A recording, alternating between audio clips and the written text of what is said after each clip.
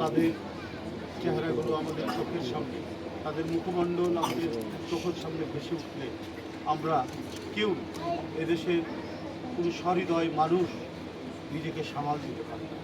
জীবন তাদের ছিল। এদের মধ্যে কেউ বিজ্ঞানী হতে পারতেন, কেউ বড় সাহিত্যিক হতে পারতেন, কেউ বড় অর্থনীতিবিদ হতে, অথচ সেই সম্ভাবনা অঙ্কুরেই বিনষ্ট হয়ে গেল।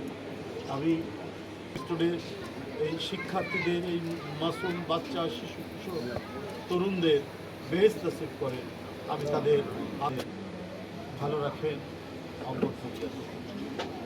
বন্ধুরা। আমাদের সত্যি এটিকে সান্ত্বনা দেওয়ার যে ভাষা, আমরা জানেন যে ব্যক্তিটি এখানে বসে আছেন, উনি মাসুম, তিনি ওখানে একটি ছোট চাকরি করতেন, শ্রদ্ধার সাথে খালা বলে ডাকতেন, তাই না? সবাই খালা বলে ডাকতেন, অর্থাৎ সকল শিশু কিশোর শিক্ষার্থীদের তিনি খালায় পরিণত করছে। এই মানব দরদি মূল্য পালন করতে গিয়ে, ওই বাচ্চাদের বাঁচাতে গিয়ে, ওই বাচ্চাদেরকে ছেড়ে না এসে মানবতার যে দৃষ্টান্ত দেখিয়ে বা ভাষা পাচ্ছে, আল্লাহ যেন তাকে বেশ নসিব করেন এবং আমাদের